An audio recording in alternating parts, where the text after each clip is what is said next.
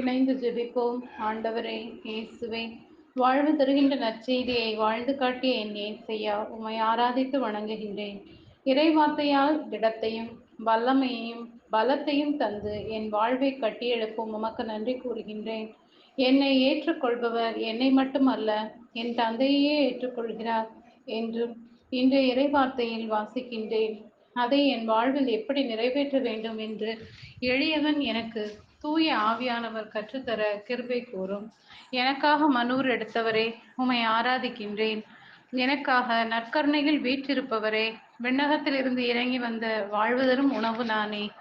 இந்த உணவை எவராவது உண்டால் அவர் என்றுமே வாழ்வார் என்றவரே, என் ஆன்ம பசியை போக்கும் இயேசுவே, உம் வார்த்தையை அனுப்பி என் அச்ச உணர்வுகள், என் தோல்விகள், கண்ணீர்கள், தனிமை, ஏக்கங்கள் அனைத்திலும் இருந்து விடுவித்தருளும்.